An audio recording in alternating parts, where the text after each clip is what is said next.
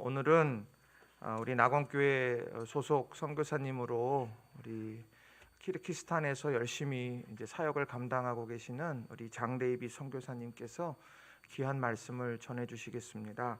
그래서 오늘은 1부에는 축복의 통로라고 하는 제목으로 말씀의 은혜를 나눠 주실 것이고, 이제 2부 예배 오후 2시에는 모든 민족으로 주를 찬송하게 하소서라고 하는 제목으로 또 선교 보고 오늘 해주실 예정입니다. 우리 선교사님 우리 늘 글로 보고 또 사역에 기도하시던 중에 이제 만났는데 귀한 말씀 하나하나 가슴에 새기시는 그런 귀한 오늘의 은혜의 시간이 되시기를 바랍니다. 우리 장대입이 선교사님 나오실 때 우리 박수로 우리 환영하도록 하겠습니다.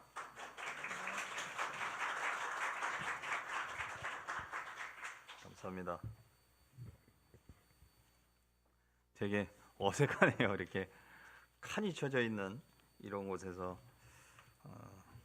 하게 될 줄은 몰랐습니다. 이런 시대가 올 줄은 몰랐습니다. 어떤 사람들은 아플 때 성경을 찾습니다. 이들에게는 성경이 이제 구급상자의 역할을 합니다. 어떤 사람들은 배가 고플 때 또 성경을 찾습니다. 이들에게는 성경이 또 냉장고 역할을 하게 됩니다. 어떤 사람들은 인생과 미래에 대한 불확실함 때문에 성경에서 답을 찾습니다. 또 이들에게는 성경이 수정구슬처럼 뭔가 주술적인 그런 해결을 해주는 그런 마법처럼 사용됩니다. 물론 성경에 이런 모든 내용들이 다 있습니다. 그런 부분들이 다 있습니다. 인생의 해답도 성경에 다 나옵니다. 그렇지만 성경 전체적으로는 하나님 나라와 창조의 회복 이야기, 이것이 성경의 전체 주제고 흐르는 중심 주제입니다. 그러니까 다시 말씀드리면 선으로 악을 이기는 십자가의 도를 보여주는 게 성경의 이야기입니다. 우리가 정경으로 고백하고 있는 이 성경, 이것은 이제 하나님의 말씀이죠. 이 말씀은 크게 구약과 신약, 우리가 두 가지로 나눕니다. 그래서 구약은 39권, 신약은 27권으로 되어 있습니다. 그 안에 또 다양한 이제 형태의 책들로 구성이 되어 있는 게 우리가 지금 들고 있는 성경입니다. 그래서 크게 신약, 구약 이렇게 나눕니다. 그런데 성경을 다른 관점으로 볼 수도 있습니다.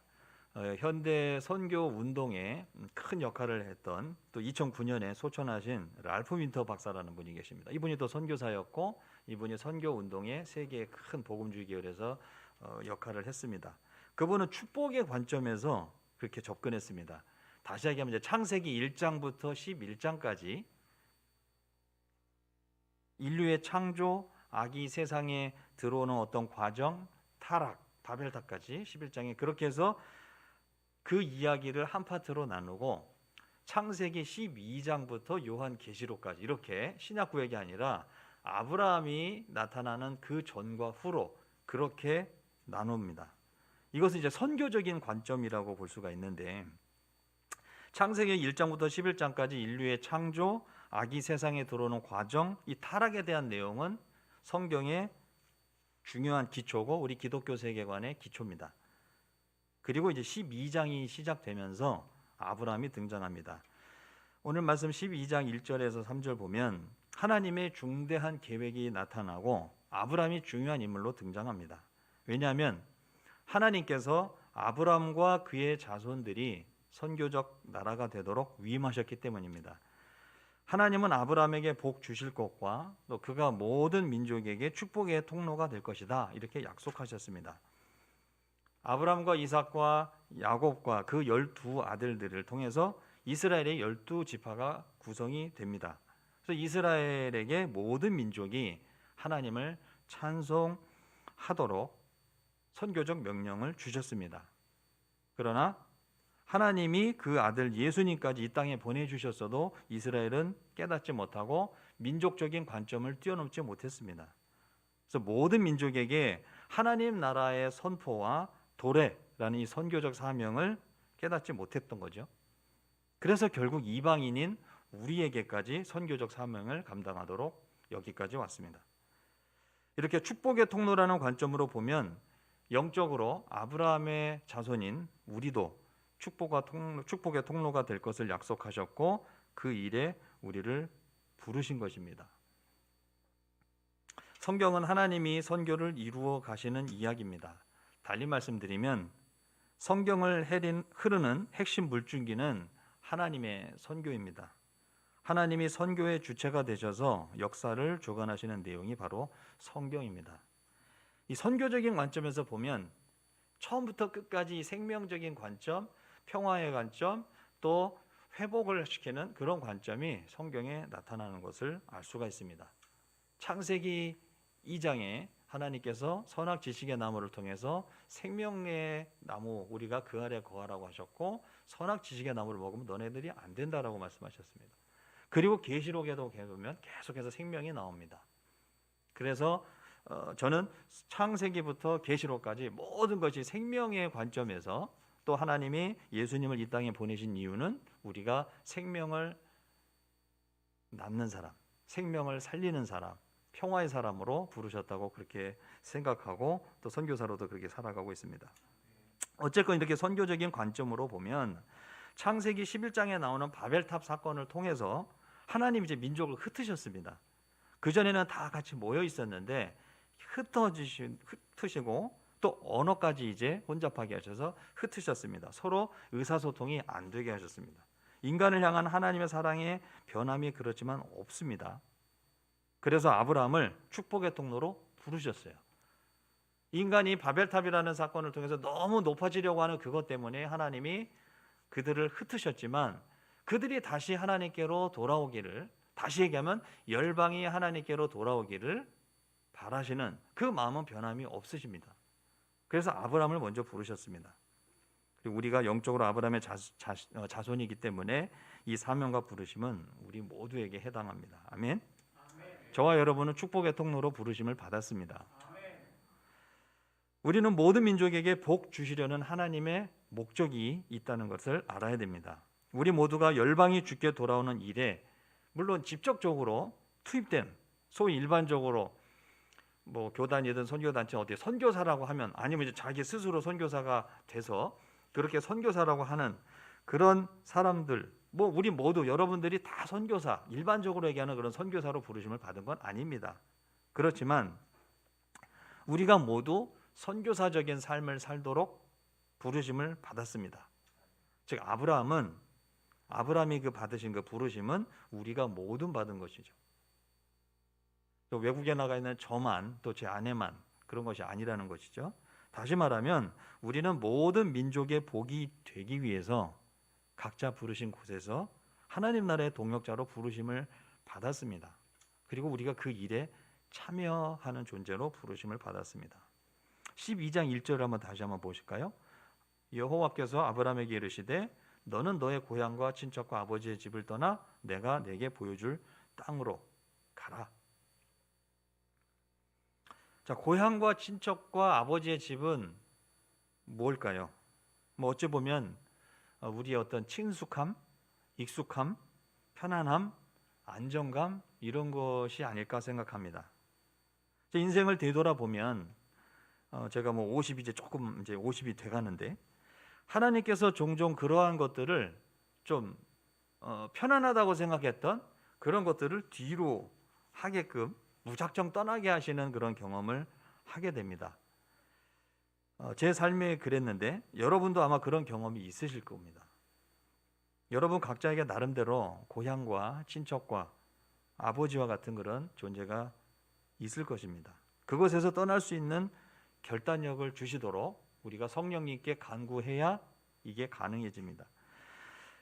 그 땅은 어디인지 어떻게 생겼는지 도무지 알 수 없는 곳일 수도 있습니다. 하나님께서 아브라함을 부르실 때 내가 너에게 보여줄 땅으로 가라 이렇게 명하셨지, 내가 너에게 보여준 땅으로 너희 봤지? 그러니까 일로 가라고 하시지 않았다는 겁니다.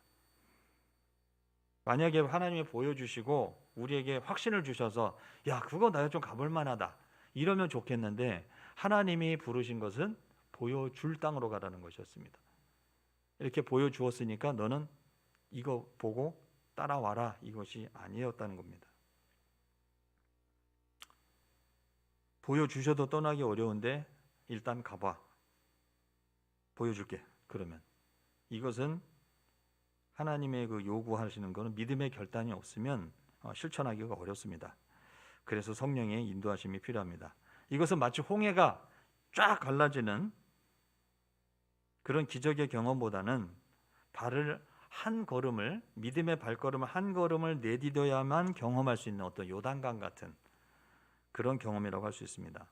그렇게 우리는 순간순간 선택을 하면서 한 걸음 한 걸음 주님과 동행하며 여기까지 와 있는 거 아닙니까? 코로나 상황이 이렇게 길어질 줄은 아무도 몰랐을 것 같습니다. 그렇지만 우리는 이 순간 속에서 하나님이 무엇을 원하시는지, 이 시간 속에서 우리는 무엇을 해야 되는지, 우리가 크리스찬으로서 하나님의 자녀로서 어떻게 살아가야 될지 그것에 대해서 순간순간 결단하면서 나아가야 될 것 같습니다. 앞이 어떻게 될지 모르는 그런 상황, 또 백신이 나온다고 해서 다 해결될 것 같지만 또 이거 잘 안 되는 것 같은 이런 상황들, 또 앞으로 어떻게 될지 아무도 알 수 없는 이런 상황 속에서 우리가 오로지 하나님만 믿고 나아가야 될 줄로 믿습니다. 제 이 말씀을 오해해가지고 세상의 모든 이런 어떤 그 것들을 다 뒤로 하고 우리가 막 무슨 이단들처럼 아니면 무슨 이렇게 사이비 종교처럼 그렇게 하자는 것은 아닙니다. 우리가 예수님께서 말씀하셨듯이 가이사의 것은 가이사에게, 우리가 그 법과 질서를 잘 따르면서 빛과 소금의 역할을 감당해야 하되, 우리가 세상의 지배를 받지 않고 우리는 또 천국 시민으로서 하나님 나라의 법을 지배를 받기 때문에 우리가 이 세상에서 하나님의 자녀로서 그리스도의 제자로서 우리가 빛과 소금의 역할을 감당하면서 이 어둠 속에서 헤매고 있는 사람들에게 소망과 등불이 되어 주어야 되겠다라는 뜻입니다. 성경의 인물들을 통해서 일하시는 하나님의 방법을 보면 온통 그런 이야기들이 가득합니다. 분명했던 것은 그들이 다 아브라함처럼 순종했던 사람들이었다는 것입니다. 그래서 축복을 누렸다 이것입니다. 창세기 11장 끝에 말씀 보면 이제 하나님이 그 아브라함을 부르시기 전에 그 아브라함의 여러 민족, 70민족이 쭉 나오면서 그 안에 이제 아브라함의 아버지 데라 이야기가 나오는데요. 데라는 가나안 땅에 거주하기를 원했습니다. 1장 31절에 보면 그렇게 얘기를 해요. 가나안 땅으로 가고자 하더니 하란에 이르러 거기 거류하였으며, 그리고 32절 데라는 나이가 205세가 되어 하란에서 죽었더라. 데라는 가나안 땅으로 가고 싶어 했지만 믿음의 결단까지는 못 나갔던 것 같습니다. 그렇게 해서 11장이 끝납니다.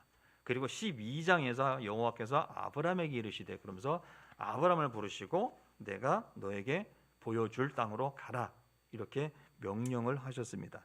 아브라함은 거기에 믿음으로 반응했고 결단의 행동을 했습니다. 그래서 복의 근원이 되었고 믿음의 조상이라고 불리면서 이스라엘과 열방의 아버지가 되었습니다. 지금까지 전 세계 인구의 절반 가까이 그의 자손이 되었습니다. 이스라엘의 유대교, 가톨릭, 또 개신교를 포함한 어떤 기독교, 또 이스마엘의 자손이라고 하는 이슬람이 지금 엄청나게 최근 20-30년 사이에 엄청난 부흥을 하고 있습니다. 기독교는 성장이 주춤돼 있습니다. 전 세계 인구로 볼 때.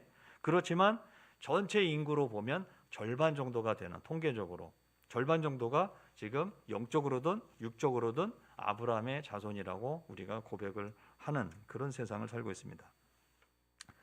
2절에서 3절을 보면 하나님이 약속하신 축복, 이 세 가지가 있음을 알 수가 있습니다. 자, 2절에 보면 내가 너로 큰 민족을 이루고, 두 번째 내게 복을 주어, 세 번째 내 이름을 창대하게 하리니. 자, 여기에 세 가지 축복이 약속이 나옵니다. 너로 큰 민족을 이루고, 내게 복을 주어, 내 이름을 창대하게, 크게 위대하게 하겠다 이렇게 약속을 해주셨습니다. 이게 아브라함에게 주시고자 하는 축복의 내용이었습니다. 이거 아브라함의 자신에게 속하는, 아브라함이 누릴 축복의 내용입니다. 그런데 하나님이 약속하신 축복이 여기서 끝나지가 않습니다. 다음에 곧바로 너는 복이 될지라. 다시 얘기하면 복 받은 것을 흘려보내야 한다는 선교적인 부르심을 주고 계십니다. 자, 너를 축복하는 자, 3절에 보면 너를 축복하는 자에게는 내가 복을 내리고 너를 저주하는 자에게는 내가 저주하리니. 물론 이 말씀도 아브라함을 향한 축복의 직접적인 내용입니다. 너를 축복하면 내가 축복할 것이다. 누군가가 너를 저주하면 내가 저주할 것이다. 이거는 엄청난 하나님의 보증수표와 같은 함께하겠다는 큰 약속의 축복이었습니다. 그렇지만 그 다음에 땅의 모든 족속이 너로 말미암아 복을 얻을 것이라는 약속이 이어집니다. 모든 족속들이 아브라함과 그의 자손을 통해 복을 받아야 되겠습니다. 정리하면 두 가지 축복이 나오는 것입니다. 첫 번째는 아브라함이 직접 누리게 될 복, 그것을 복을 받는 내용입니다. 두 번째는 아브라함이 이제 그 받은 복을 나눠줘야 되는 복을 주는 내용입니다. 이것은 기복신앙이나 샤머니즘에서 얘기하는 어떤 그런 축복을 비판하는 그런 게 아닙니다. 하나님께서는 우리를 축복의 통로로 쓰임 받고자 쓰시고자 우리를 부르셨고 우리를 선택하셨습니다. 아멘입니까? 이것을 잘못 이해해가지고 물질적인 축복, 건강의 축복 이런 그런 것이 아니라 하나님께서 아브라함에게 주시고자 하는 그런 축복의 내용입니다. 내가 너로 큰 민족을 이루겠다. 너에게 복을 주어서 너의 이름을 창대하게 하겠다. 그리고 너로 말미암아서 모든 민족이 복을 얻을 것이다. 저와 여러분을 통해서 하나님을 모르는 사람들, 하나님을 믿지 않는 사람들, 예수님을 고백하지 않는 사람들, 알지 못하는 사람들, 비신자라고 합니다. 비기독교인이라고 합니다. 혹시 또 기독교를 비판하는 사람이 있을 수도 있습니다. 그렇지만 그들조차도 우리들을 통해서 복을 누리게 되는 일에 우리가 부르심을 받았다는 것입니다. 그게 우리가 선교사적인 삶입니다. 복이 되기 위해서 복을 받아야 하는 축복의 사명, 이 사명은 영적으로 아브라함의 자손이 우리에게 동일한 약속이라는 것입니다. 우리가 이웃과 열방에게 복이 되어야 하기 때문에, 아멘. 우리는 이웃과 열방에게 복이 되어야 하기 때문에 하나님이 우리에게 복을 주시겠다고 약속하십니다. 이게 나만 누리고자 하는 것이 아니라 나눠줘야 되기 때문에, 우리가 흘려보내야 되기 때문에 우리에게 복을 주시겠다고 하신 겁니다. 우리가 그 복을 누려야 됩니다. 저와 여러분으로 말미암아 이 땅의 모든 족속이 복을 얻을 것입니다. 성경에 보면 이방 땅에서 하나님의 축복의 통로로 쓰임받은 사람이 여럿이 나옵니다. 그 중에 대표적인 사람을 몇 사람만 생각해 보겠습니다. 아브라함의 손자 야곱이 있습니다. 야곱은 이제 12 아들들을 통해서 이스라엘의 12지파 기초를 놓았습니다. 하나님이 야곱에게 베델에서 꿈을 통해서, 야곱의 사다리라고 하죠. 야곱에게 꿈을 통해서 베델에서 그 축복을 약속해 주셨습니다. 창세기 28장 14절에서 15절 보면 네 자손이 땅에 티끌같이 되어 네가 서쪽과 동쪽과 북쪽과 남쪽으로 퍼져 나갈지며 땅의 모든 족속이 너와 네 자손으로 말미암아 복을 받으리라. 땅의 모든 족속이 너와 너의 자손으로 말미암아 복을 받으리라. 15절 내가 너와 함께 있어 네가 어디로 가든지 너를 지키며 너를 이끌어 이 땅으로 돌아오게 할지라. 내가 너에게 허락한 것을 다 이루기까지 너를 떠나지 아니하리라 하신지라. 아멘. 이 약속은 야곱의 할아버지니 아브라함에게 주셨던 그 약속을 다시 한번 야곱에게 확인시켜 주는 겁니다. 그리고 이사야 선지자를 통해서 고통 중에 있는 이스라엘에게 구원의 약속을 주시면서 이 야곱을 많이 등장을 시킵니다.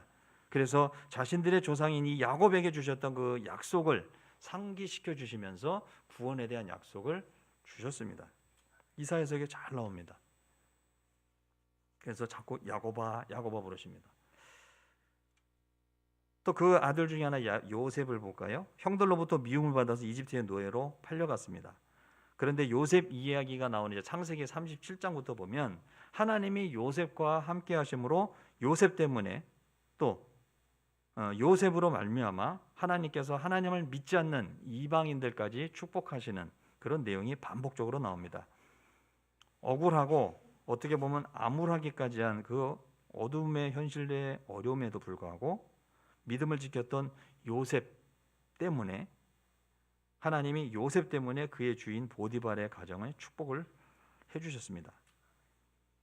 그러나 안타깝게도 그 주인의 아내의 유혹을 물리쳤지만 하나님이 칭찬해 주신 게 아니라 오히려 보디발을 통해서 오히려 누명을 쓰고 감옥으로 가는 더 어려운 일을 겪게 됩니다. 그럼에도 불구하고 그곳에서도 하나님께서 요셉과 함께 하심으로 요셉으로 말미암아 감옥에 있던 사람들이 또 축복을 받습니다. 창세기 39장 2절에서 5절에 이렇게 나옵니다. 2절 여호와께서 요셉과 함께 하심으로 그가 형통한 자가 되어 그의 주인 애굽 사람의 집에 있으니 여호와께서 요셉과 함께 하심으로 그가 형통한 자가 되어 그의 주인 애굽 사람의 집에 있으니 그의 주인이 여호와께서 함께 하심을 보며 또 여호와께서 그의 범사에 형통하게 하심을 보았더라. 39장 3절에 보면 그의 주인은 이제 보디발인데 여호와께서 그 보디발은 이제 친위 대적 높은 직급에 있는 사람이었죠. 경호실장이었습니다. 여호와께서 함께 하심을 보며 또 여호와께서 그의 범사에 형통하게 하심을 보았더라. 4절 요셉이 그의 주인에게 은혜를 입어 섬김에 그가 요셉을 가정 총무로 삼고 자기의 소유를 다 그의 손에 위탁하니 5절 그가 요셉에게 자기의 집과 그의 모든 소유물을 주관하게 한 때부터 여호와께서 요셉을 위하여 그 애굽 사람의 집에 복을 내리심으로 여호와의 복이 그의 집과 밭에 있는 모든 소유에 미친지라. 요셉이 그의 주인 아내의 유혹을 물리쳤지만 오히려 감옥에 갔습니다. 더 큰 고난을 겪었습니다. 그때도 요셉은 하나님과 함께했고 하나님이 함께해 주셨고 요셉은 하나님을 놓지 않았습니다. 그래서 하나님은 요셉으로 인하여 감옥에도 복을 주셨습니다. 39장 21절에서 23절 보면 여호와께서 요셉과 함께 하시고 아멘. 그에게 인자를 더하사 간수장에게 은혜를 받게 하시매 간수장이 옥중 죄수를 다 요셉의 손에 맡기심으로 그 재반 사물을 요셉이 처리하고 간수장은 그의 손에 맡긴 것을 무엇이든지 살펴보지 아니하였으니 이는 여호와께서 요셉과 함께 하심이라. 여호와께서 그를 범사에 형통하게 하셨더라. 자, 중요한 것은 하나님이 요셉과 함께 하셨다는 점입니다. 범사에 형통했던 것은 결과입니다. 요셉이 그렇게 쓰임을 받았어요. 범사에 형통했기 때문에 하나님이 함께 하신 게 아니고 하나님이 함께 하시니까 요셉이 언제 어느 자리에 있든지 어떤 모양으로 있든지 힘들 때나 어려울 때나 고난 중에 있더라도 그곳에서 성실할 수 있었고 하나님을 계속해서 붙잡을 수가 있었습니다. 그러니까 하나님이 주시는 그 지혜로 일을 탁월하게 감당하고 그곳에 있는 그 이방 사람들이 그 책임자들이 요셉을 믿고 일들을 다 맡겼습니다. 그래서 요셉으로 인해서 그 주변이 복을 받았습니다. 하나님을 믿지 않는 이방인들조차 복을 누린 것입니다. 축복의 통로로 쓰임받은 게 이게 하나님의 마음입니다. 나중에 요셉이 다 아시다시피 우리가 이집트의 그 이 바로 왕에게까지 가서 꿈을 해석해서 결국은 우리 식으로 얘기하면 국무총리가 돼서 왕 바로 밑에 모든 권한을 갖게 됐습니다. 그리고 파라오 왕은 하나님의 살아계심을 이렇게 증거했습니다. 41장 38절 40절 보면 바로가 그의 신하들에게 이르되 이와 같이 하나님의 영에 감동된 사람을 우리가 어찌 찾을 수 있으리요 하고 요셉에게 이르되 하나님이 이 모든 것을 너에게 보이셨으니 너와 같이 명철하고 지혜 있는 자가 없도다. 너는 내 집을 다스리라. 계속해서 내용이 이어집니다. 다니엘과 그 세 친구들도 이방 땅 바벨론에서 축복의 통로로 쓰임받았습니다. 다니엘이 살던 당시에는 바벨론이 강대국이었는데 느부갓네살 왕이 꿈을 해석을 못해야 되는데 다니엘이 이제 그걸 해석을 하게 됐습니다. 그러니까 다 바벨론 그 왕이었던 느부갓네살이 하나님을 인정했습니다. 그리고 다니엘로 인해서 바벨론이 더욱 안정되고 강한 나라가 그 당시에 되었습니다. 다니엘서 2장 46절에서 47절에 이렇게 나옵니다. 이에 느부갓네살 왕이 엎드려 다니엘에게 명하여 예물과 향품을 그에게 주게 하니라. 왕이 대답하여 다니엘에게 이르되 너희 하나님은 참으로 모든 신들의 신이시요 모든 왕의 주제시로다. 네가 능히 이 은밀한 것을 나타내었으니 네 하나님은 또 은밀한 것을 나타내시는 이시로다. 요나 선지자도 이방인들에게 하나님의 살아계심을 나타냈고 축복의 통로로 쓰임 받았습니다. 처음에 요나는 니느웨로 가라는 하나님의 명령을 불순종했습니다. 그래서 다시스로 갔습니다. 그런데 하나님이 풍랑을 통해서 요나의 희생을 또 보셨습니다. 그의 희생을 통해서 이방인들이 찬송하고 하나님께 영광을 돌렸습니다. 요나서 1장 11절에서 16절 제가 읽겠습니다. 바다가 점점 흉흉한지라 무리가 그에게 이르되 우리가 너를 어떻게 하여야 바다가 우리를 위하여 잔잔하겠느냐 하니 그가 대답하되 나를 들어 바다에 던지라 그리하면 바다가 너희를 위하여 잔잔하리라. 너희가 이 큰 폭풍을 만난 것이 나 때문인 줄을 내가 아노라 하니라. 이제 요나가 폭풍이 자기 때문이라는 것을 그렇게 이방 사람들이 얘기합니다. 그러나 그 사람들이 힘써 노를 저 배를 육지로 돌리고자 하다가 요나 말을 처음에 믿지 않았던 것 같습니다. 자기들이 어떻게 해서든 육지로 가보자 하지만 바다가 그들을 향하여 점점 더 흉흉함으로 등히 못한지라 사람의 힘으로 어떻게 할 수 없는 풍랑 가운데 있게 됐습니다. 14절 무리가 여호와께 부르짖어 이르더 이제 하나님을 찾습니다. 여호와여 구하고 구하오니 이 사람의 생명 때문에 우리를 멸망시키지 마옵소서. 무죄한 피를 우리에게 돌리지 마옵소서. 주 여호와께서는 주의 뜻대로 행하심이니이다 하고 요나를 들어 바다에 던짐에 바다가 뛰노는 것이 곧 그친지라. 그 사람들이 여호와를 크게 두려워하여 여호와께 제물을 드리고 서원을 하였더라. 요나의 희생을 통해서 이방 사람들이 하나님을 인정했고 그들의 서원을 하고 제물을 드린 예배를 드렸다는 그런 이야기입니다. 자, 이들의 공통점은 아브라함에게 하나님이 약속하셨던 축복, 너에게 복을 주어서 너 이름을 창대하게 하리니 너는 복이 될지라. 땅의 모든 족속이 너로 말미암아 복을 얻을 것이라. 이 말씀이 계속해서 이어지고 있는 예의입니다. 그 축복의 약속은 세대와 세대 그리고 시대와 시대 또 대륙과 문화를 넘어서 인종을 넘어서 지금 우리에게도 이어지고 있습니다. 계속해서 이것은 우리가 주님 품에 갈 때까지 혹은 주님이 다시 오실 때까지 이어져야 할 하나님의 명령입니다. 우리는 축복의 통로로 쓰임받기 위해서 이 땅에서 살아갑니다. 그러기 위해서 우리 하나님은 우리에게 복 주시기를 원하십니다. 우리가 그것을 누리는 그런 믿음의 결단이 필요합니다.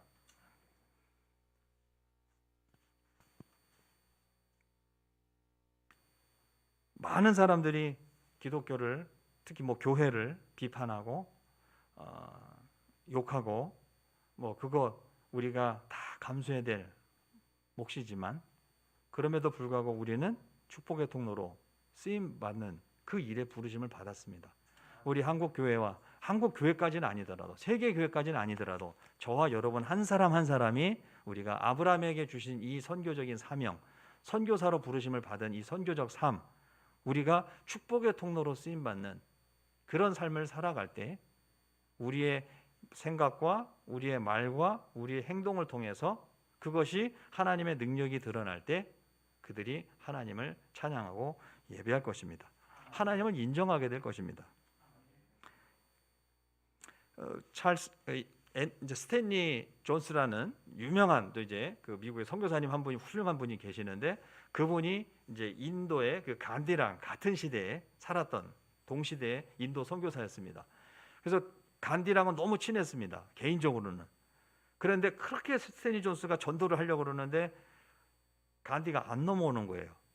그냥 힌두교인이고 이제 영국에서 공부까지 했던 이제 법을 공부했던 이제 간디인데 그렇게 이제 그 독립을 위해서 지도자로 쓰임 받았잖아요. 스탠리 존스는 어떻게 해서든 그 사람을 그냥 전도를 하면 큰 역사가 일어날 것 같아요. 인도가 변할 것 같은데 안 됐습니다. 근데 어쨌건 그 간디가 이런 얘기를 했다고요. 나는 예수님을 너무 좋아하고 존경하고 사랑하는데 그 영국이 기독교 국가라고 하면서 식민지 지배를 했잖아요. 그러니까 하나님을 예수님을 믿는다고 하는 사람들 당신들 보면 내가 잘 모르겠다. 나 예수님은 좋은데 예수님을 따른다고 한 당신들을 보면 못하겠다라고 얘기를 했다고 합니다. 우리의 삶이 축복의 통로로 쓰임 받을 때 믿지 않는 사람들도 하나님을 인정할 것입니다. 하나님이 우리를 당신의 자녀로 삼으신 것은 축복의 통로로 우리를 사용하시고자 함입니다. 보이지 않는 하나님을 보이는 것처럼 경험시키려면 우리가 축복의 통로가 되어야 합니다. 힘들고 어려운 역경과 환경 속에서 세상 사람들은 갈팡질팡하며 불안해합니다. 지금은 더 그런 시대인 것 같습니다. 그럴 때 하나님의 자녀들인 우리는 그 하나님이 주시는 평안을 누릴 수 있어야 되겠습니다. 왜냐하면 우리의 소망은 오직 예수 그리스도이기 때문에, 그리스도 안에서 우리가 평강을 누릴 수 있기 때문입니다. 세상 사람들이 알 수 없는 주님이 주시는 평안을 누리는 것, 이것이 진정한 축복입니다. 키르기스탄에서 제가 살아간 지 벌써 20년이 이제 넘어갔습니다. 시간이 지날수록 저는 너무 연약한 존재고 하나님은 참 위대한 분이시다. 저는 점점 더 작아진다는 것을 느낍니다. 깨닫습니다. 저 부족하고 연약한데 주님 가신 길을 따르려고 어떻게 해서든 그냥 발버둥치는 그 과정 속에서 하나님이 일하는 것을, 하나님이 일하고 계심을 수없이 경험하고 있습니다.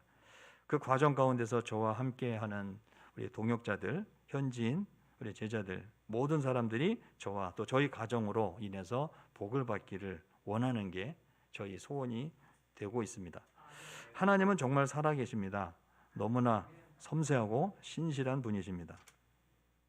저 자신을 보면 너무나 이제 도저히 감당할 수 없는 일인데, 능력이 안 되는데, 하나님께서 이 선교의 주인이시기 때문에, 하나님께서 선교를 주체적으로 이끌어 가시기 때문에 그저 순종하는 마음으로 하나님의 도우심만을 구했습니다. 그렇게 하나님의 도우심을 구하며 최선을 다했더니 일은 하나님께서 하고 계셨음을 고백합니다. 도울 자가 필요할 때 적임자를 또 만나게 해주셨고, 재정이 필요할 때는 하나님이 또 어떤 손길을 통해, 생각지도 못한 손길들을 통해서 채워주셨습니다. 체력과 집중력이 필요할 때는 하나님께서 강건함을 주셨습니다. 오후에 우리 2부 예배 때 제가 이제 사역 보고 때는 좀 영상을 좀 주로 그동안 또 이제 있었던 일들을 좀 설명하면서 영상을 좀 보실 텐데, 그런 일들이 감당이 되도록 하나님께서 또 강건함을 주셨습니다.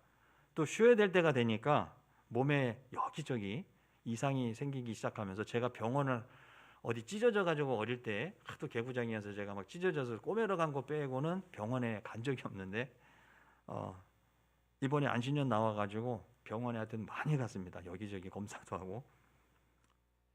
근데 많은 그 의사분들께서 잘 나와 있다고 이제 그렇게 얘기해 주시면서 몸을 체크하면서 또 그 다음 단계 또 사역을 위해서 제가 다시 한번 이렇게 제 충전을 하고 있는 시간을 보내고 있습니다. 벌써 제가 이제 한국에 온 지 9개월이 됐습니다.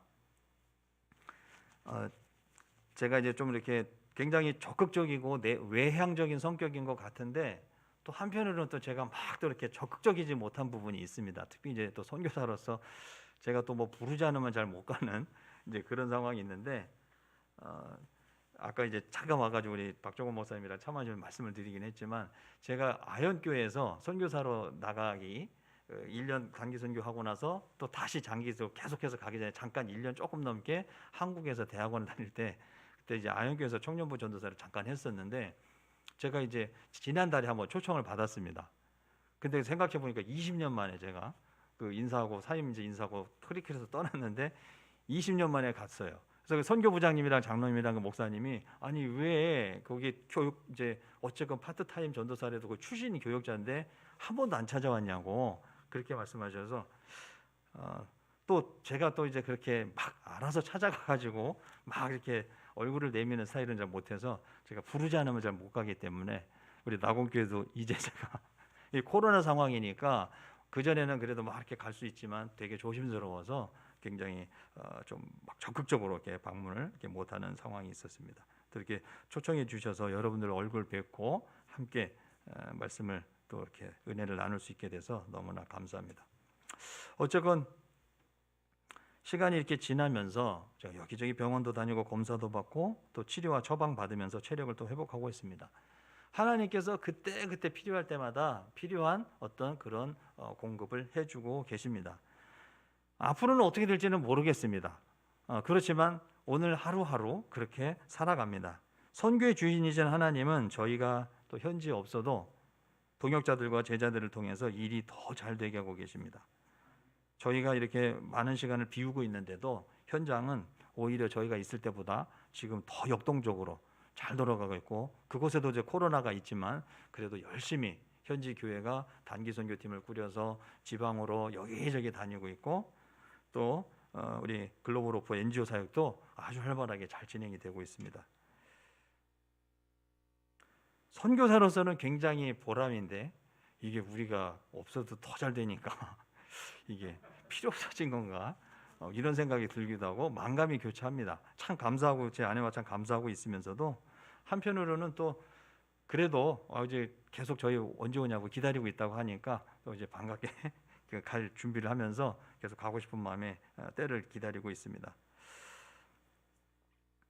어쨌건 뭐 하나님께서는 또 저희가 22년 만에 안식년 나와서 또 이곳에서 있으면서 제 좀 그동안 좀 체력이 많이 방전된 그 상태를 또 다시 좀 이렇게 끌어올려 주고 계시고, 또 영적으로도, 그리고 또 그 다음 사역을 어떻게 해야 될지 하나님께서 밑그림과 비전을 이렇게 보여주고 계셔서 감사하고 있습니다.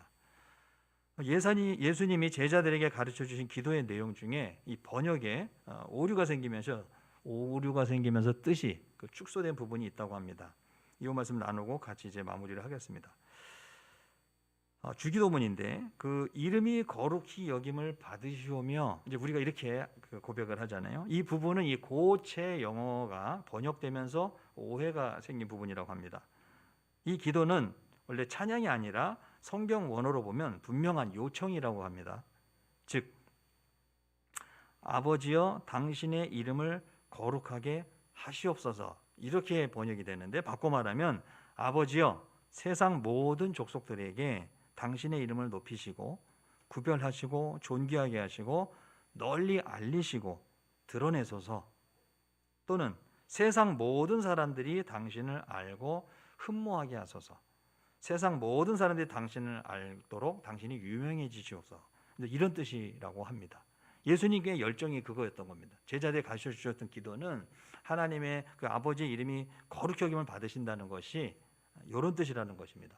모든 민족들로부터 높임을 받으시고 구별되시고 존귀하게 되시고 널리 알려지시는 것, 여호와의 이름이 널리 알려지시는 것, 그것이 이 선교적인 사명이 예수님의 꿈이고 비전이었습니다. 그리고 예수님은 부활하시고 제자들에게 나타나셔서 마지막으로 명령을 주시면서 너희들은 가서 모든 민족을 제자 삼으라, 그렇게 명령을 해주셨습니다. 예수님의 선교적인 열정이 있다는 것을 우리가 알 수가 있습니다. 하나님은 우리가 축복의 통로로 쓰임받기를 원하십니다. 우리가 하나님의 복이 되기 위해서 복을 받아야겠습니다. 우리가 이 땅에서 축복의 통로로 살아갈 때, 하나님의 말씀을 지켜 행하며 실천하면서 살아갈 때, 우리의 말과 행동을 통해서 하나님의 영광이 드러날 때 우리를 통해서 하나님께서 일하실 것이고, 하나님께서 영광 받으실 것이고, 하나님을 찾아 나올 것입니다. 함께 기도하겠습니다. 하나님, 저희들이 은총의 통로, 축복의 통로로 쓰임받기를 원합니다. 아브라함에게 주셨던 그 부르심, 우리에게도 동일하게 해당하는 것임을 다시 한번 믿음으로 고백합니다. 저희들이 은총의 통로, 축복의 통로로 쓰임받는 사람들 되게 하시고, 우리의 각자의 삶의 자리에서 하나님의 영광을 드러내는, 또 예배자로 살아가는, 또 선교사적인 삶을 살게 하여 주옵소서. 예수님의 이름으로 기도했습니다. 아멘.